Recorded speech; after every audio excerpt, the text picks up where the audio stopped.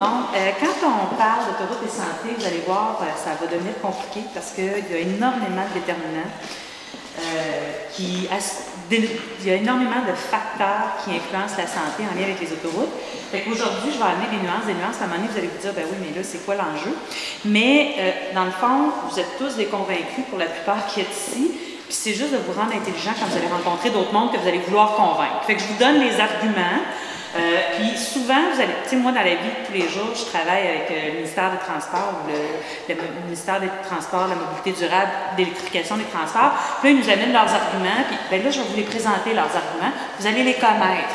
Donc, vous allez pouvoir engager un dialogue avec des gens qui vous parlent d'une autre perspective. OK? Premier objectif, c'est d'écrire la complexité de la mesure des effets du transport à la santé. Vous allez voir, il y a plusieurs facteurs, mais vous allez les connaître. Après ça, connaître les principaux effets, puis appréhender les enjeux de santé publique associés à la conversion d'une autoroute en boulevard urbain. Parce que ça prend des conditions. Si on veut que le boulevard urbain ait des impacts positifs sur la santé, il va falloir mettre en place aussi des conditions, parce que sinon, ça pourrait être un cauchemar de santé publique, puis on va vous les expliquer. Donc, première des choses, on a de nombreux arguments en santé publique qui permettent de condamner agressivement nos modes de vie actuels qui sont centrés sur la voiture. Ça, c'est indéniable. Se déplacer en voiture, c'est une garantie de maladie cardiovasculaire, c'est un risque. C'est le déplacement en voiture. Quand on est dans une voiture, on est statique, on ne bouge pas. Okay? Et dépendant du temps de transit, on ne bouge pas longtemps, puis on peut même être une heure assis en position statique. Et ça, c'est complètement catastrophique pour la santé. Okay? De plus, le fait de se déplacer en voiture, on n'est pas en train de faire de l'activité physique qui a des bénéfices pour la santé. Donc ça, c'est indéniable. Nos modes de vie centrés sur la voiture sont délétères pour nous. Okay? L'autre élément, c'est qu'à Québec, dans la ville de Québec, nous avons suffisamment de données pour décréter un moratoire sur le développement autoroutier. Okay? Donc, le troisième lien, on a tous les arguments santé pour dire que c'est une très mauvaise idée pour la santé publique. Okay? Donc, un moratoire sur le développement autoroutier, c'est clair, les évidences sont là, les enjeux, parce que c'est encore favorisé sur le déplacement autoroutier, automobile. Et là, je parle pas juste de l'auto à l'essence, je parle aussi de l'auto électrique parce que, dans le fond, quand on est dans l'auto électrique, oui, on pollue moins au niveau de l'air, mais on n'acquiert pas les bénéfices pour notre santé physique. Okay? Et il y a aussi un enjeu en termes de qualité de l'air, de dépendance aux énergies fossiles. Okay? Ça va, c'est clair, les évidences sont toutes là, tout le monde peut s'en convaincre. Les bénéfices de la conversion d'une autoroute en boulevard urbain, là, c'est moins clair. Pourquoi? Parce que ça ne peut être bénéfique pour la santé que si on met en place des conditions. Et c'est un peu vers là que je vais vous amener dans la présentation. C'est quelles sont les conditions qui seraient nécessaires pour que cette conversion-là, sur 1,3 km, puisse être bénéfique pour la santé. Montréal l'a fait. Montréal avait toutes les conditions requises pour la conversion de l'autoroute qui rentre dans la ville. Là. Elle avait toutes les conditions. Bonaventure, merci. Donc, Montréal avait toutes les conditions requises pour que la conversion de Bonaventure soit positive. Pour le boulevard Champlain, nous avions toutes les conditions aussi pour à peu près 80% du tronçon. Pour Laurentienne, nous n'avons pas encore ces conditions-là. Ça va? Et c'est un peu vers ça que je vais vous amener. Si on parle de transport autoroutier et d'effets sur la santé, il va falloir voir que c'est extrêmement compliqué. Je vais vous amener tous les facteurs qui sont associés à une mesure des effets. Je vais aussi vous dire qu'on a un problème en santé publique, c'est qu'on ne les mesure pas, ces effets-là. Okay? Il y a une pyramide d'effets, puis ce qu'on voit, c'est juste la pointe de l'iceberg. Comment on mesure ces effets-là, puis comment on les décrit? On transpose à partir d'études faites dans des contextes urbains, Montréal, Paris, New York, Toronto, mais on se fait toujours dire, oui, mais c'est pas Québec. Bon. Donc, on a quand même des limites, mais on va quand même en parler. On peut quand même se fier à un certain corpus de connaissances, puis je vais vous amener les recommandations de santé publique. Donc, là, j'ai été très gênée de mettre ça parce qu'on est vous êtes des adeptes du transport actif, donc quand je dis qu'une circulation fluide avec l'automobile à 60 km/h, je ne suis pas dans le bon public, mais ce qu'il faut se dire, c'est que notre dépendance à l'automobile, c'est le premier facteur qui doit être questionné dans l'ensemble de l'enjeu des autoroutes. Ensuite, si on avait des axes routiers, on continuait d'avoir des automobiles, bien, le ratio pollution, bruit, sécurité, fluidité, temps de transit, le meilleur, c'est à 60 km/h. On n'a pas ça. En milieu urbain, on recommande même du 30 km/h, mais ce qu'on ne veut pas, c'est des accélérations, décélérations. Donc, on veut une certaine fluidité sur les axes routiers. On est à 100 km sur les autoroutes. Déjà là, on dépasse le ratio de fluidité optimal. On voudrait des véhicules électriques à haute capacité, c'est-à-dire des autobus électriques, là, ou, OK? Donc, on ne veut pas des voitures solo non plus. Il faut viser un temps de transit de moins de 45 minutes entre la maison et le lieu de travail. Et ça, c'est que peu importe le moyen de transport, que ce soit en vélo, en auto. Donc, c'est pour ça qu'on milite pour une densification. Puis, pour ceux qui sont en transport actif, le temps de transit acceptable, c'est autour de 30-35 minutes, parce que sinon, ils sont obligés de prendre une douche, puis ça a des inconvénients. Donc, il faut être quand même proche en termes de temps de transit. En auto, les gens sont plus tolérants. Au-dessus de 45 minutes, les effets cardiovasculaires de la position statique dans une auto ou même dans un autobus assis sont délétères. Il faut bouger aux 50 minutes. OK? Et on voudrait des feuillus avec des conifères aux abords de tous les axes routiers. Aux États-Unis, tu sais, les États-Unis, d'habitude, ce n'est pas notre modèle le plus porteur, mais les grandes autoroutes transnationales ont tous fait l'objet de plantations. Mais pourquoi? Parce que ça capte les polluants et ça réduit le bruit. Et on voudrait une répartition, tout ça vous allez voir plus tard dans la présentation, mais dans un monde idéal, on répartit la densité piétons, véhicules et cyclistes et autobus. Là. Pourquoi? Parce que si on augmente des points de densité, on augmente la fréquence des accidents. Donc, s'il y a trop de voitures, on augmente les risques d'accidents. S'il y a trop de piétons, on augmente les risques d'accidents. Donc, il faut qu'il y ait une répartition de la densité. Ça, c'est le monde idéal. On pourrait aller encore plus loin dans le monde idéal, mais je trouve que ça, c'est un objectif de départ. Ça va? Donc, quand on parle d'effets à la santé, il faut considérer quels sont les véhicules. Il faut considérer la question de la densité des véhicules. Il faut considérer les infrastructures. Vous allez voir, les infrastructures, c'est vraiment problématique en termes d'impact à la santé. Il faut considérer la topographie et l'environnement naturel. Puis, il faut savoir comment on occupe le territoire. Vous allez voir, nous, en santé publique, on n'aime pas ça, des logements à moins de 150 mètres des axes routiers.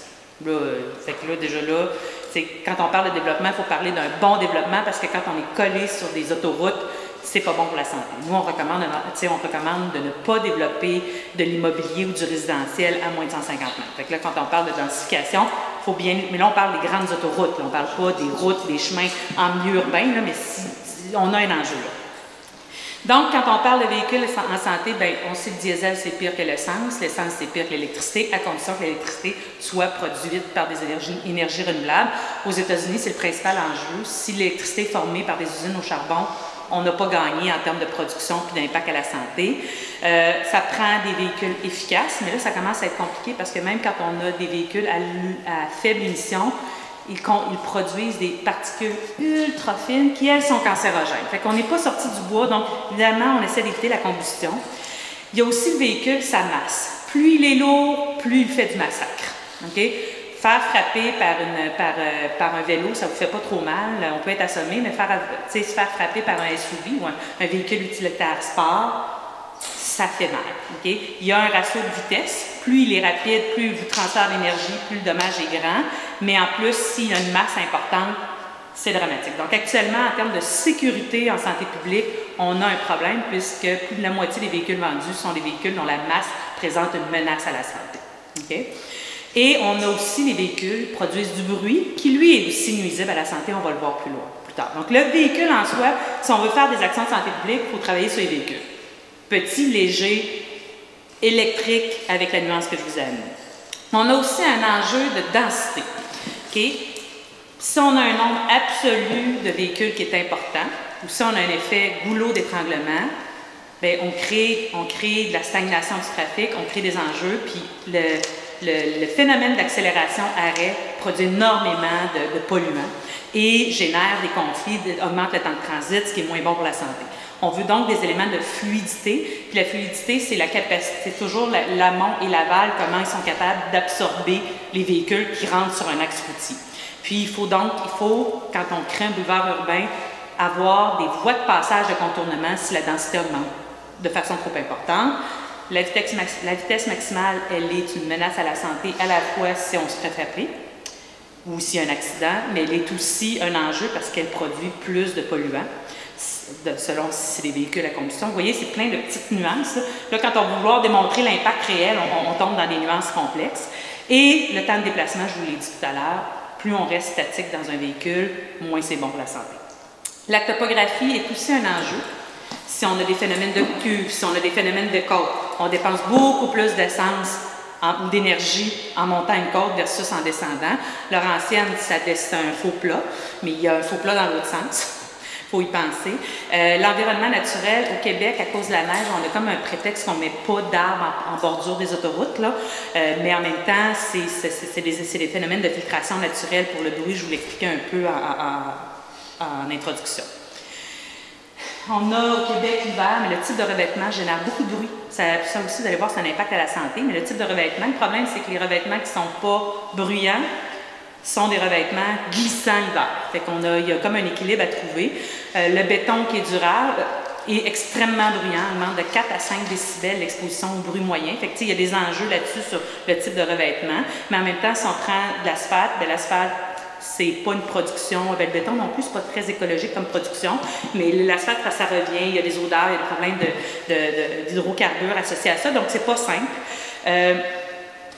Dans la vie, quand on a des utilisations dédiées, c'est-à-dire une voie cyclable protégée, des piétons protégés et une autoroute, il y a beaucoup moins de traumatisme que quand on mélange tout ce monde-là ensemble, puisque si on augmente la densité de piétons, on augmente le risque d'accident pour le même nombre de le même nombre de véhicules. Si on augmente le nombre de véhicules, on augmente le risque d'accident, donc tout étant proportionnel.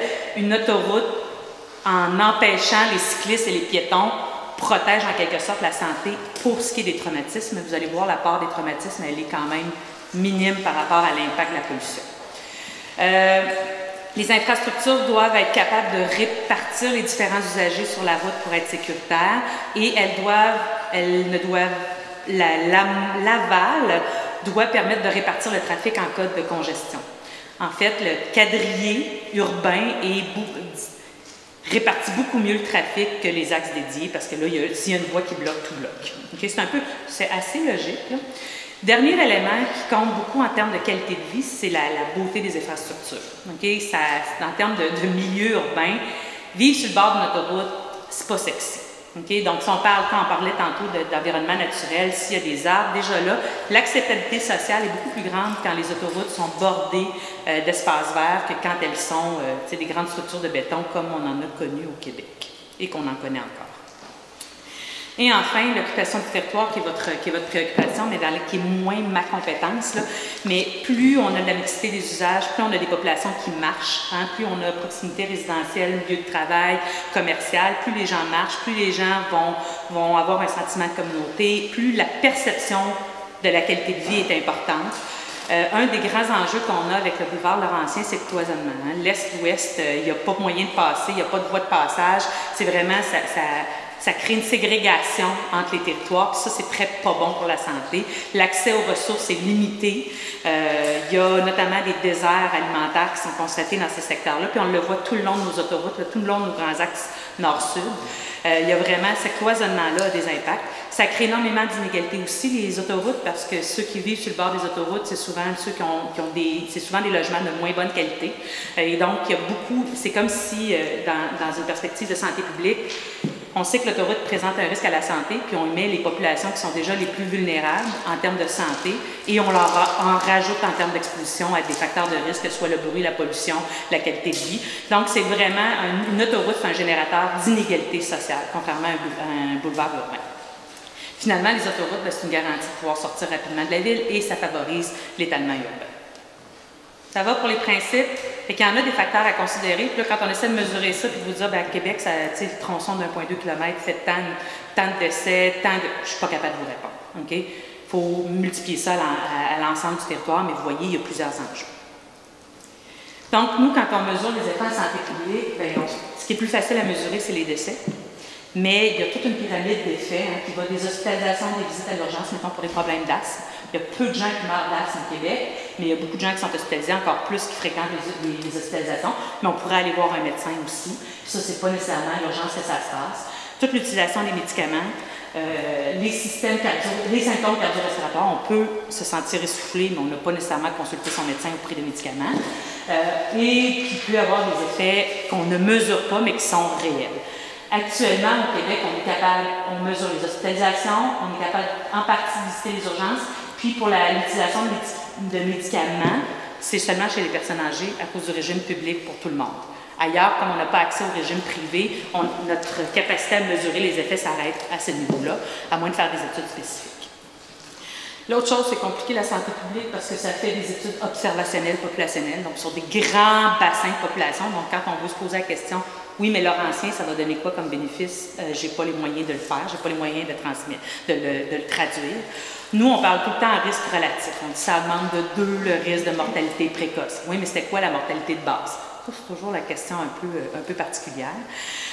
Qui sont exposés? Je vous ai dit, le long des autoroutes, en général, c'est des gens qui ont déjà des facteurs de risque, qui sont déjà en situation de plus grande vulnérabilité. Donc, ces gens-là avaient déjà certains facteurs de risque. Alors, comment ces gens-là vont se comporter versus la population générale, c'est toujours un enjeu. C'est quoi qu'on cherche à observer? Actuellement, on est en train d'essayer d'observer les effets de la santé, de la qualité de l'air dans les secteurs de la basse ville. On observe l'asthme chez les enfants puis la mortalité cardiovasculaire. 2 petits effets, puis ça coûte une fortune, juste isoler ces effets-là. Vous voyez que si on veut considérer l'ensemble des effets, on est moins bien équipé. Il y a énormément de facteurs de confusion. Par exemple, ce sont le bruit et la pollution de l'air ont les mêmes effets cardiovasculaires. Bon, mais qui fait quoi, puis comment, puis quelle part, puis si on fait une modification, qu'est-ce que ça va avoir comme impact? Ça devient difficile. Et on a dans notre science, les critères de Hill, il y a une façon de démontrer la science, puis les études d'observation permettent pas de faire des liens de cause à effet. Il faut puis faire du randomisé, dire toi tu t'en vas sur le bord de l'autoroute, toi tu y vas pas. C'est pas dans nos options d'études. Donc on est toujours un peu faible en termes de niveau de preuve, mais les preuves s'accumulent. Ça va, ça c'était les limites de notre science. Maintenant, c'est quoi les impacts réels? Maintenant que je vous ai dit, voici comment l'environnement physique influence la santé. Je vous ai dit que c'était compliqué à mesurer, mais qu'est-ce qu'on sait maintenant? C'est un peu le but de la deuxième partie de la présentation. On va vous parler de qualité de l'air, on va vous parler de bruit, on va vous parler de traumatisme. Je vous ai dit tout à l'heure les risques d'accident. Je vous ai parlé de l'inactivité physique. Vous allez voir, on a des chiffres alarmants. Il ne faut pas oublier la chaleur, qui est un enjeu dans le milieu urbain. Puis cet été, on l'a vécu de façon tout à fait concrète. Avec les changements climatiques, ça va s'exacerber. Je ne peux pas faire fi de la qualité des sols, surtout dans le contexte de Laurentien, parce que ce n'est pas un terrain tout à fait vierge de contamination. Puis il faut parler des effets indirects économiques et sociaux. Okay? Dans l'échelle des effets, là, moi aujourd'hui, on va se contenter de parler de l'autoroute et la proximité, mais il y a des effets liés à la dépendance au pétrole qui sont très très bien documentés. Il y a des effets liés à la distance à parcourir, à la densité de circulation, notamment la question de la sédentarité, les traumatismes, le bruit, les poussières. Il y a des éléments d'accessibilité dont on doit tenir compte, notamment l'exclusion, mais une des réalités à Québec, notre population vieillit, il va falloir en tenir compte. Et il y a la question de la pratique sécuritaire. Donc, peu importe comment on partage la route, il faut le partager de façon sécuritaire. Dans les types d'effets liés à la qualité de l'air, il y a des effets cardiaques, des effets respiratoires. Il y a aussi, en lien avec, comme je vous ai dit tantôt, le nombre de traumatismes. Il y a de la santé mentale. C'est pas très documenté au Québec, les problèmes de santé mentale liés aux autoroutes, là. Mais tu sais, il y a une logique, là, mais on ne l'a pas documenté. Okay? Puis maintenant, on sait que la proximité des autoroutes serait aussi associée au diabète. Fait que pensez-y. Puis le mécanisme, c'est que c'est stressant de vivre sur le bord de l'autoroute, puis quand le cortisol va tout croche, ben la glycémie monte, puis il y a des maladies associées à ça. Donc, il ne faut jamais sous-estimer le stress des autoroutes. Alors, les données. Bon, qu'est-ce qu'on peut dire à Québec? À Québec, à chaque année, bien là, on parle de données, je parle de données 2002, puis vous voyez en dessous, je vais vous présenter dans un graphique détaché, mais la qualité de l'air s'améliore. Depuis 15 ans, la qualité de l'air à Québec s'est améliorée, mais sur les données de 2002, il y avait lié à la qualité de l'air. Et là, la qualité de l'air, c'est moitié transport, moitié industrie. Ça va, moitié transport, moitié industrie. Donc, les décès, on parle de 237 décès. Dans la région métropolitaine de Québec, ça comprend aussi la Rive-Sud, malheureusement. C'est pas Québec-Québec, puis c'est encore moins Bouvard-Laurentienne, mais on a des données. 237 décès prématurés. Okay? Les données de 2002, vous les voyez au bout du graphique, là, on avait de l'ordre de 22 000 tonnes. Ça, c'est la contribution liée au transport et à l'industrie pour les particules en lien avec les décès. Donc, vous voyez qu'on a diminué d'à peu près le tiers des émissions. Donc, on pourrait, si on fait une règle de 3, puis encore là, c'est pas si simple que ça, être autour de 180 décès liés à la qualité de l'air, moitié transport, moitié industrie, dans la région métropolitaine de Québec. J'ai pas plus fin comme données pour l'instant. Okay? Si on parle de l'ozone, qui est un des contaminants qui vient lié à la combustion, ben là, c'est Trois-Rivières, mais il faut monter. Mon cercle a baissé avec la transposition PC Macintosh, mais on parle de 45 décès par année prématurés dus à l'ozone. L'ozone, c'est un peu tannant parce que si on produit plus de NOx, on en a moins, puis ça va plus en région. Si on produit moins de NOx, donc si on a de la combustion efficace, bien, on augmente l'ozone. Fait que c'est pas un contaminant facile à gérer, mais on parle de 45 décès dans la région. Et donc, c'est ça. Puis pour les NOx, je vous ai dit, les NOx sont émis, bien, c'est la contrepartie, on parle de 58 décès par année. C'est quand même majeur. OK? Fait qu'au total, on est rendu autour de 320 en 2002. Avec la réduction, on sera encore autour de 250 à 255 décès par année. Okay? Donc, ça, c'est l'amélioration des NOx dans la région. C'est essentiellement le transport. On ne cherche pas l'industrie là. C'est vraiment une contribution liée essentiellement au transport. Je voulais juste vous dire que ça, c'est une diapo qui est française. Il faut la mettre à jour. Ça fait partie de nos ambitions à la santé publique. Mais tu sais, à proximité d'une autoroute, les polluants augmentent de beaucoup. Okay? Puis il y a vraiment, même si globalement, on mesure tantôt les NOx, il faut savoir que quand on est collé sur l'autoroute, on en respire beaucoup plus que ce qui est noté au niveau de la région. C'est toujours le problème des échelles. Bon. Donc, grosso modo, on a 2 fois plus de chances de mourir de maladies cardiovasculaires si on vit proche d'une autoroute par rapport au risque de base dans une région. Majeur. Okay? Donc, c'est ça. Tantôt, je vous ai dit, on est autour de 250-280 décès là, avec la qualité de l'air qu'on mesure. Les traumatismes dont on a fait une table provinciale, dont on a fait un enjeu, c'est 35 dans la région. Vous voyez, le ratio, c'est 1 pour 10. Là. Puis on en a fait une priorité, là, la réduction des traumatismes. Là. Mais regardez, c'est vraiment, l'impact est surtout sur la qualité de l'air. On a des traumatismes liés à l'alcool, 6 décès sur 35 par année. On a 170 accidents ayant nécessité une hospitalisation. Puis regardez les automobilistes, les motocyclistes et les piétons écopent beaucoup de la mixité des usages sur nos routes. Okay? Puis il y a des études qui disent que si on augmente le transport en commun, on réduit les autos, il y a moins de véhicules, il y a moins de densité, on réduit d'autant plus les risques de traumatisme. Fait que ça pourrait être une solution. La sédentarité, je veux juste vous dire que 40% de la population ne marche pas l'heure qu'elle devrait marcher dans une journée. Okay? Chez les enfants, c'est dramatique. 2 jeunes sur 5 marchent moins d'1 heure par semaine. Marchent moins d'1 heure par semaine. On les aime dans nos autobus scolaires, là, mais c'est vraiment pas une bonne idée. Quand tu es dans l'autobus, tu as beaucoup moins à risque d'accident, beaucoup moins à risque de traumatisme. Mais, par contre, le fait d'être sur un vélo ou de marcher vous rend vulnérable et donc il y a quand même une augmentation du risque. Fait que ça, en sécurité, là, c'est pas aussi blanc et noir que tout à l'heure. Faut quand même. Et la seule façon, c'est de réduire la densité des véhicules, c'est de réduire leur volume, leur poids aussi. Là, il y a vraiment un enjeu parce que sinon, à transférer des automobilistes en cyclistes, on augmente quand même leur risque de traumatisme. Donc, il faut le faire de façon intelligente. Le bruit, c'est ce grand oublié de santé publique, c'est vraiment un enjeu. 15% de la population au Québec déclare ne pas dormir bien la nuit en raison du bruit. Il y a 15% de la population qui ne dort pas bien. Cette population-là est à risque de maladies cardiovasculaires, est à risque d'être de mauvaise humeur le lendemain matin aussi. Là. Il y a à la fois un impact sur la santé mentale et un impact clair sur les maladies cardiovasculaires. Le bruit tel qu'il est vécu à Québec a la même portée et le même impact sur la santé cardiovasculaire que l'avait le tabagisme secondaire il y a 30 ans. Okay? C'est majeur. Okay? Puis nos politiques basées sur le bruit, les politiques basées sur le bruit autoroutier ne sont pas protectrices pour la santé. Okay? Donc, c'est vraiment un enjeu majeur. C'est ça, puis quand on voit le soleil, oui, on se réveille, oui, ça perturbe le cycle.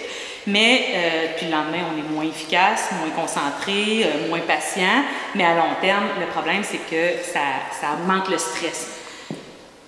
Je je vais prendre 2 minutes parce que je trouve ça super important. Le bruit, c'est quand même un grand oublié en termes de santé publique.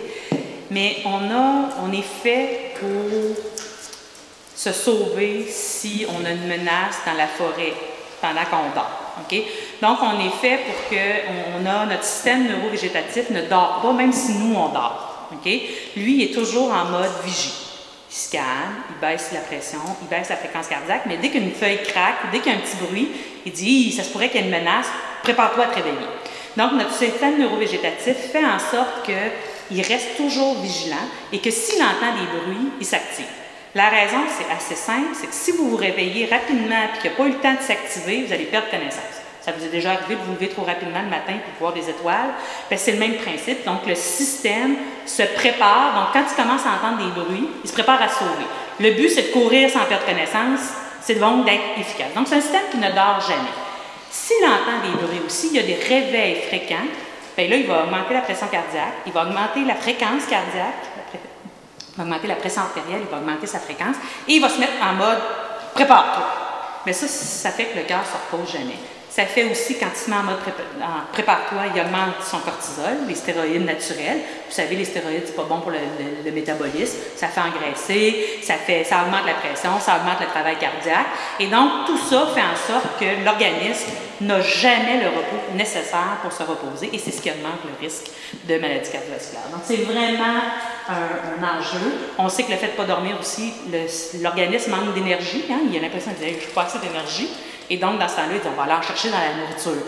Et donc, on augmente le risque d'obésité. Alors, quand les gens disent qu'il faut bouger, oui, mais il faut aussi bien dormir. Okay? Le bruit, il ne faut pas trop d'écoles aux abords des autoroutes parce qu'effectivement, ça a un gros impact sur la concentration des enfants. Normalement, nos écoles devraient être loin des grands axes routiers. Ce n'est pas toujours comme ça qu'on a pensé notre territoire. Il faut savoir aussi que le transport, c'est une dépense qui est en compétition dans le budget. Donc, les gens, ça peut engendrer des impacts là, sur la santé dû au stress. Puis, un des enjeux, c'est la ségrégation des quartiers, mais ce n'est pas très bien mesuré pour l'instant. Donc, qu'est-ce qu'on fait avec tout ça? Qu'est-ce qui marche? Vous avez vu, il y a autant de facteurs d'influence qu'il y a de causes. Donc, on peut travailler sur plusieurs causes. On peut travailler sur les infrastructures, on peut travailler sur les véhicules. Je pense qu'au Québec, si on voulait une mesure universelle, il faudrait vraiment réduire la taille des véhicules. Un, ça consomme, ça pollue plus, ça a plus de risque de traumatisme quand ça rentre dans quelqu'un, ça fait plus mal. Donc, c'est ça, on peut réduire la vitesse, on peut changer les modes, puis on peut changer nos modes de déplacement. Et donc, il faut travailler sur des approches qui soient collectives. Ça prend à la fois du coercitif, ça prend donc du politique qui a une volonté, puis ça prend aussi du personnel, il faut que les gens y croient. Okay? Et c'est un mélange des deux qui fonctionne.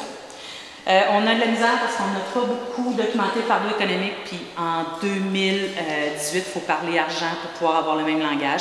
Donc là, il y a quand même un enjeu là. Donc, une réglementation sur les émissions, ça fonctionne. À peu de choses près, tout à l'heure, je vous ai dit les particules ultra fines dues au fait qu'on a des véhicules à faible émission. Là, des fois, c'est pas parfait. Les centres-villes sans voiture, c'est une très bonne mesure incitative. Les politiques de péage, ça a réduit le transport dans les villes, ça a diminué les traumatismes, ça a diminué le bruit. C'est très efficace. Je pense qu'on n'est pas rendu là au Québec. Une politique intégrée du transport actif et du transport alternatif là, par collectif. La flotte de transport, il faut qu'elle soit modernisée. Le verdissement, je vous ai dit, le verdissement le long des axes, c'est une excellente idée. Ça lutte contre les îlots de chaleur, ça réduit la pollution atmosphérique et ses impacts, ça augmente le sentiment de sécurité, ça augmente la qualité, ça augmente la valeur des terrains, c'est extrêmement favorable.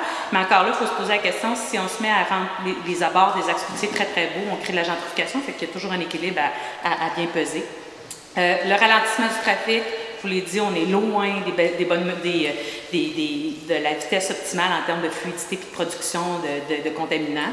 Transport en commun gratuit, ça reste une mesure universelle. Puis des politiques de covoiturage, télétravail, on avait beaucoup plus d'évidence dans les années 80, mais quand on essaie de documenter ça, télétravail, c'est plus la panacée que c'était dans les années 80. Là, j'ai pas beaucoup de nouvelles littératures là-dessus. Nous, il faut continuer de surveiller pour convaincre les décideurs. Ça prend beaucoup de données, il faut travailler très fort. Un problème qu'on a à Québec, c'est qu'on se fait toujours dire qu'on n'est pas Montréal. Fait que des données locales, ça reste un enjeu.